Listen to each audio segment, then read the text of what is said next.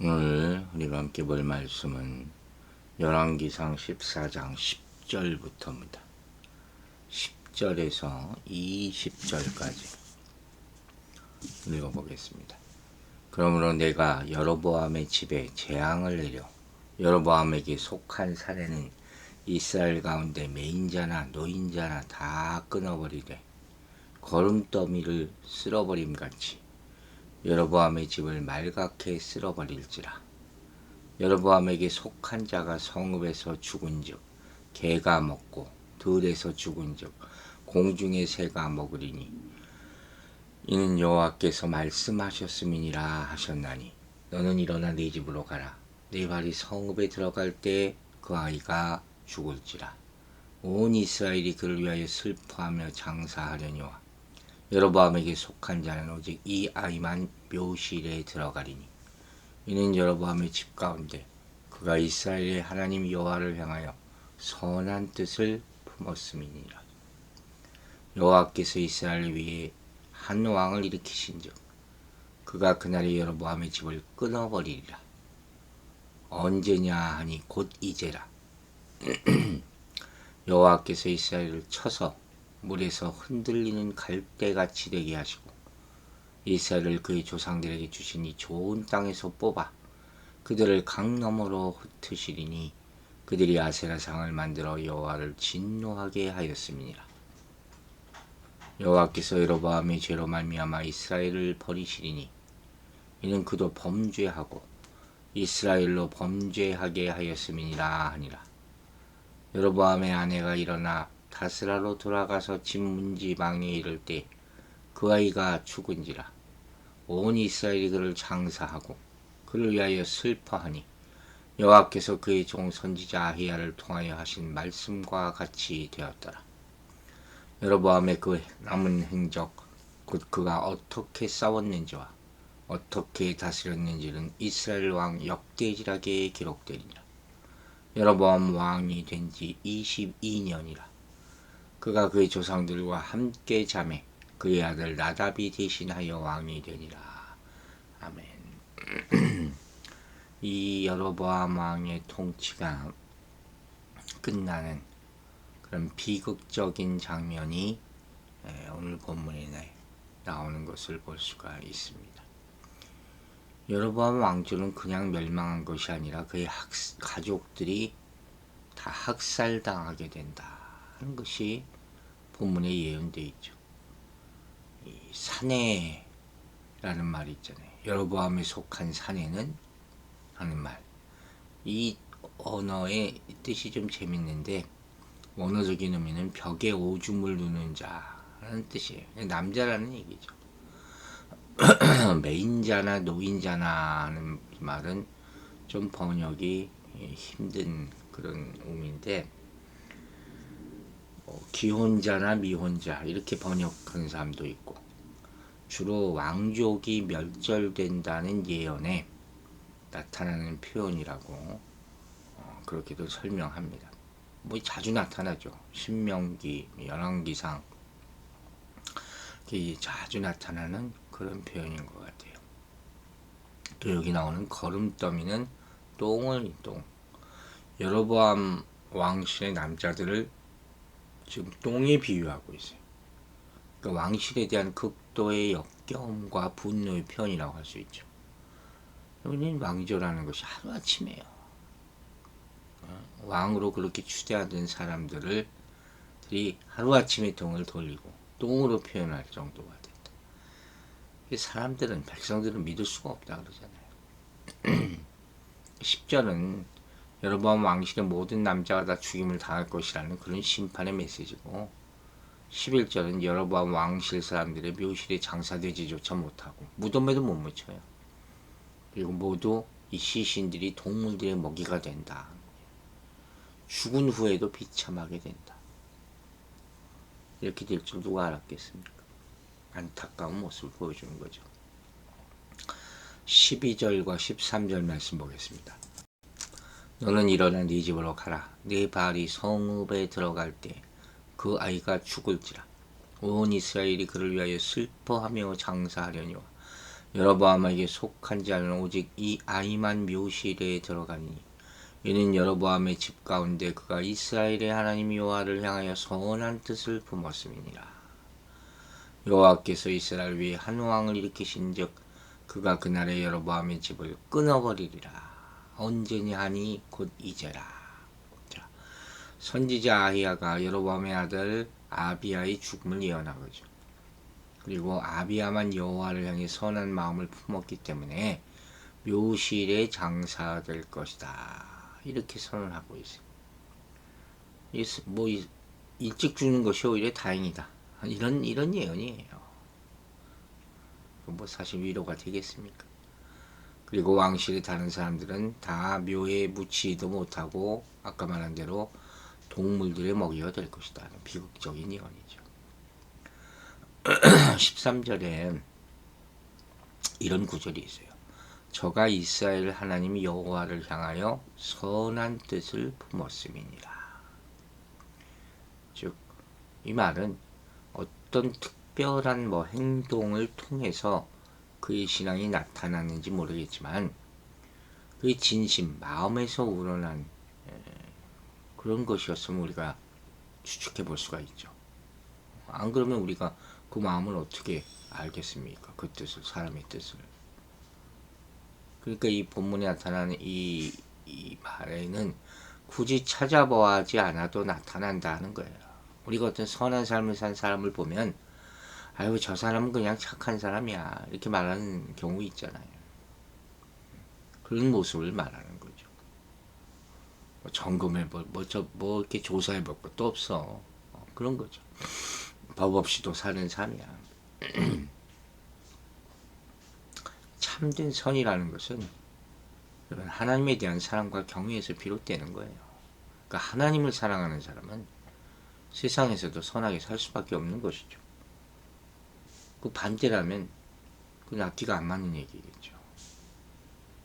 그래서 여기 나오는 이 선이라는 것은 마음으로부터 진실한 또 열매를 맺는 하나님께서 존중하시고 인정하시는 그런 선을 말하는 거예요.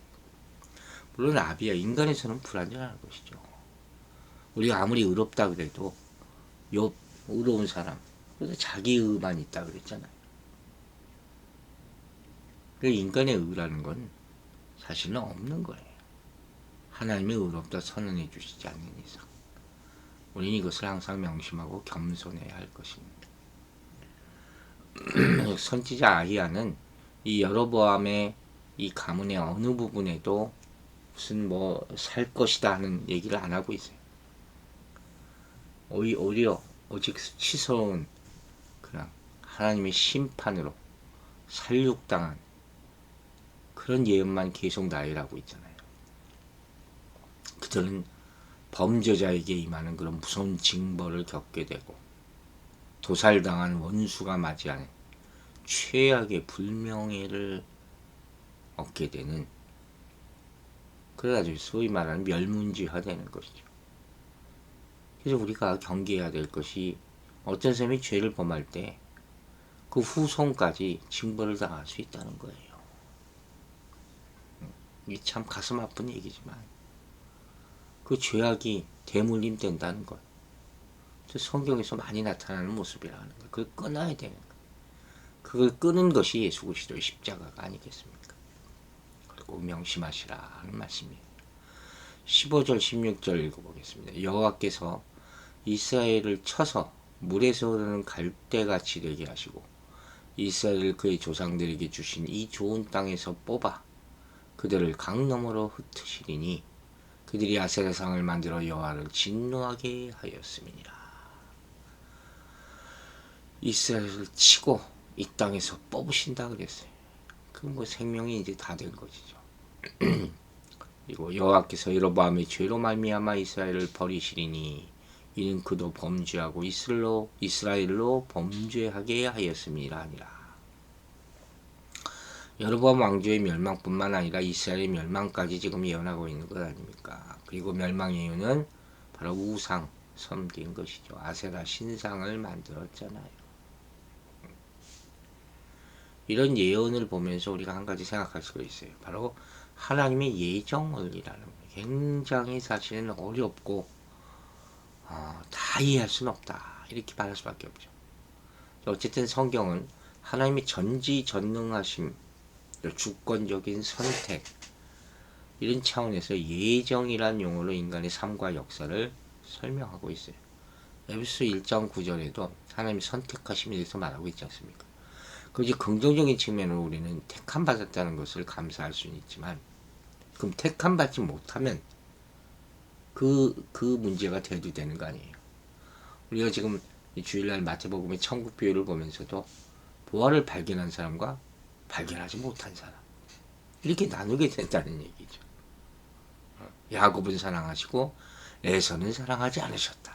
왜 하나님이 불공평하냐 이런 문제가 대두되는 거예요. 오늘 다 이걸 설명할 수 없지만 이 선택이라는 것은 기계적으로 정해진 것은 아니라는 거예요. 분명히 그 이유가 있다는 거예요. 우리가 다 모르는 하나님만의 이유가 있어요. 그래서 예정이라는 것에 담긴 계획, 이것은 하나님과 인간의 관계 가운데서 정의되어야 하는 아주 신비로운 것이다. 죄의 문제, 의로운 문제, 구원에 대한 문제 다 그 안에 포함되는 것이에요. 함부로 얘기하지 말라는 거예요. 여로보암은 솔로몬과 그 후예를 심판하는 과정에서 하나님의 선택을 입은 거 아니에요. 어부지를 얻었죠. 근데 그렇게 선택했다고 해서 그의 시작부터 끝까지 모든 것에 하나님의 축복이 보장되어 있다고 믿는 것은 착각이라는 거예요. 구원이 완성된 것은 아니라 그렇게 해석할 수도 있겠죠. 그리고 선택된 여로보암은 그가 그런 축복을 받음에도 불구하고 불순종하지 않습니까? 그래서 받은 은혜를 상실하고 버림받게 되는 것이에요. 여러분, 우리가 주의해야 될 것이 있어요. 한번 선택되면 영원히 버림받지 않을까? 모르는 거예요, 이건. 이 잘못된 예정교리라고 점점 많은 사람들이 얘기하고 있어요. 착각하지 말라는 거예요. 끝까지 믿음을 지키시는 여러분들 되시기 바랍니다. 즉, 하나님이 우리에게 주신 은혜가 헛되지 않도록 늘 신앙의 초심을 지켜야 한다 하는 말씀을 드리고자 하는 거예요. 여로보암은 자신이 이스라엘 왕으로 세워주신 하나님의 은혜를 잊어버렸잖아요. 그리고 지속적으로 죄를 져요. 우리를 자녀로 불러주신 은혜를 처음 깨달았을 때의 감격과 감사, 이걸 잊지 마세요. 그걸 잊을 때 죄가 우리 안에 어느 순간에도 들어올 수 있다는 것이죠. 그리고 우리를 구원해 주신 하나님의 은혜를 잊어버리고 죄를 지으면 반드시 징벌을 받게 된다는 거예요. 은혜가 만인에게 평등하듯이 죄에 대한 하나님의 심판도 공의에 있다는 거예요. 자신을 이스라엘의 왕으로 세워주신 하나님을 버렸잖아요. 그래서 여로보암과 그의 가족은 불명예스러운 죽음을 맞이할 수밖에 없게 되는 것이죠. 여러분, 은혜가 빠져나온 곳에 죄가 들어오고 죄가 쌓인 곳에 징벌이 임함을 잊지 마시기 바랍니다. 그러므로 자격 없는 우리를 하나님이 자녀라 불러주시고 일꾼으로 세우신 하나님의 은혜를 한순간도 잊지 말아야 될 것입니다. 하나님에 대한 첫사랑, 소명자로서의 첫 마음, 이거 잊어버리지 마시라 하는 그런 말씀이에요. 혹시 나의 마음이 지금 냉랭한 상태라면 다시 뜨거워질 수 있도록 하나님께 나아가신 여러분 되시기를 기도합니다. 17, 18절은 뭐라 그랬어요? 여로보암의 아내가 일어나 디르사로 돌아가서 집 문지방에 이를 때에 그 아이가 죽은지라. 온 이스라엘이 그를 장사하고 그를 위하여 슬퍼하니 여호와께서 그의 종 선지자 아이야를 통해서 하신 말씀과 같이 되었도다. 예언이 성취된 것이죠. 안타까운 얘기지만 그들의 죄로 말미암아 심판이 내린 것을 어찌하겠습니까? 그리고 19절과 20절에 그의 마지막이 나와 있죠. 여로보암의 남은 행적, 곧 그가 어떻게 싸웠는지와 어떻게 다스렸는지는 이스라엘 왕 역대지락에 기록되니라. 역대 상하에 나온다는 거예요. 여로보암 왕이 된 지 22년이라. 그가 그의 조상들과 함께 자매 그의 아들 나답이 대신하여 왕이 되니라. 그래도 22년간 통치했어요. 그리고 나답이 왕을 계승했다. 근데 나답은 2년 후에 일어난 쿠데타로 인하여 살해당하게 됩니다. 이로써 여로보암 왕조는 막을 내리는 거예요. 역사에 이런 사람들이 얼마나 많았습니까? 여러분, 마지막으로 교훈 말씀을 전하고 마칩니다. 나 개인의 신앙 상태가 나 자신뿐 아니라 공동체, 심지어는 나라에까지 영향을 미칠 수 있다는 걸 우리는 알아야 돼요. 여로보암의 죄악이 결국 이스라엘 백성 전체를 타락하는 만드는 계기가 되었다는 거죠. 각 개인의 신앙이 모여서 공동체의 신앙이 결정되는 거예요. 여러 공동체의 신앙이 모여서 나라의 신앙이 결정되는 거예요. 나는 이게 아니란 말이에요. 교회는 여러분이에요. 여러분의 신앙의 모습이 교회의 모습이에요. 그걸 깨달아야 되는 거예요. 지금 나의 신앙 상태가 가족에게 어떤 영향을 미치고 있는지 생각해 봅시다. 나를 통해 신앙의 선한 영향력이 흘러가게 열심히 우린 노력해야 돼요. 혹 나의 죄 때문에 악한 영향을 끼치고 있다면 죄를 끊고 하나님 앞으로 나아가야 될 것입니다. 그로 말미암아 나 개인과 가족과 교회와 나라가 하나님 앞에 온전하게 되기를 주의 이름으로 축원합니다. 기도하겠습니다. 아버지 하나님, 오늘 이 아침에 귀한 말씀 주심을 감사드립니다. 하나님께서 우리에게 주시는 일을 잊어버리지 않도록 우리 신앙의 초심을 항상 지킬 수 있도록 도와주시고, 은혜를 또 지킬 수 있도록, 은혜가 빠져나간 자리에 죄가 들어온다 했습니다. 순식간에 벌어지는 그런 말미암아 멸망하게 되는 이 여로보암 왕조의 모습을 보면서 경계하고 주의하고 항상 나의 신앙을 지키고 선한 영향력을 끼칠 수 있는 개인이 되고 가정이 되고 교회가 되게 축복하여 주시옵소서. 아버지, 우리 성도들은 하루 지켜주시고 간밤에 눈이 많이 왔습니다. 안전하게 보호해 주시고 상하는 성도 없게 하여 주시고 눈동자와 같이 지켜주셔서 모든 세상의 악으로부터 경건함을 지키고 보호받게 하여 주시며, 오늘도 세상에 나가서 선한 영향력을 나타내며 복음을 선포할 수 있도록 능력의 제자들로 사용하여 주시옵소서. 감사드리며 예수 그리스도 이름으로 기도했습니다. 아멘.